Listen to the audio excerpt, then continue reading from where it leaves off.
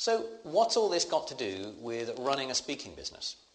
Well, speakers who aren't celebrities, and that's the vast majority of us, by the way, will tell you that they can't command celebrity fees. And while this may be true, it's a mistake to let this impact you. The panelists and every woman who helped to put this together is to expose you to opportunities in public service so that you can begin preparing now for future leadership, not only in elective office, but in public service careers in general.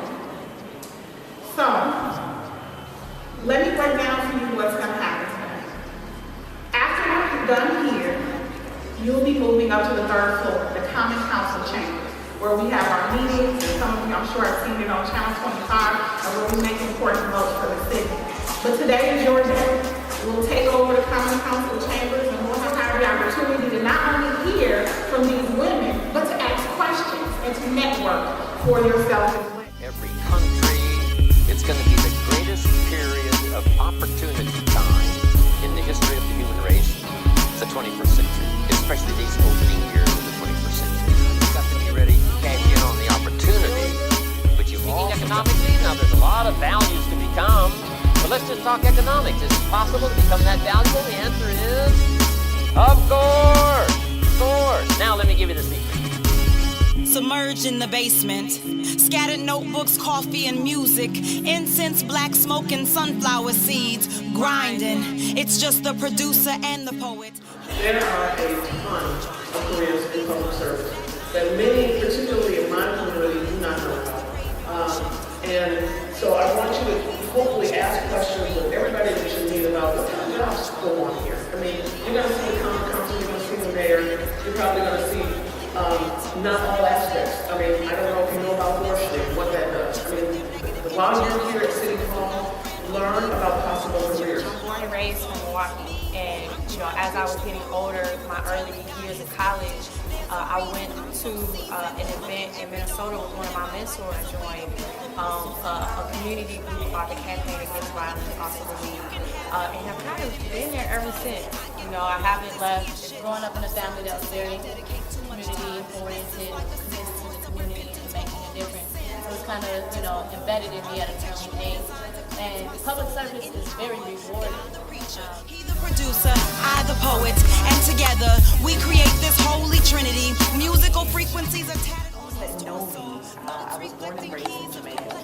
I moved to the States when I was 6 years old. There was no indoor water. I had to go down a hill and to a main area of our town to pump water and bring it back up, to the house and pour it in these big drums that we had. And it was different, and I didn't know any better. I loved it. We had family. It was just wonderful. A lot of young people have so much. They have so much, but they don't realize that they have. Because when you come from a place of not having it, you come to somewhere where it's just like, oh my gosh, you can go to school for free. There's health care. It was just all sorts of things that a lot of young people took advantage of. And so in high school, I've always loved people. And in high school, I started a program working with young people and loved it and just enjoyed it. God blessed me with that ability to connect with young people. And so I took that and me and my husband now established an organization that's specifically designed for teens, because that's where we felt that void was.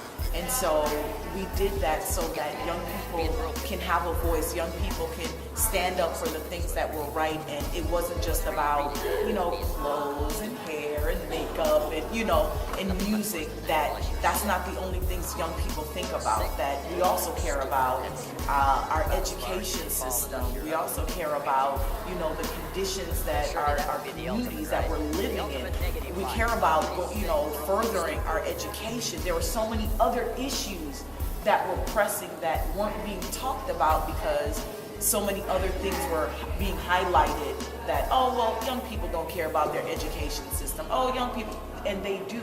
And so we wanted to establish an environment and a space where young people can come talk about those issues, and not only talk about them, but to also do something about them. But if you work hard, if you stay focused, if you don't allow excuses to get in your way, because that's what happens. We're born with a set of advantages and a set of disadvantages. There may be stumbling blocks and roadblocks that may come and say, you know what, I might have to reposition or refocus, but you cannot allow everything else around you to dictate what is going to be the result. You can't.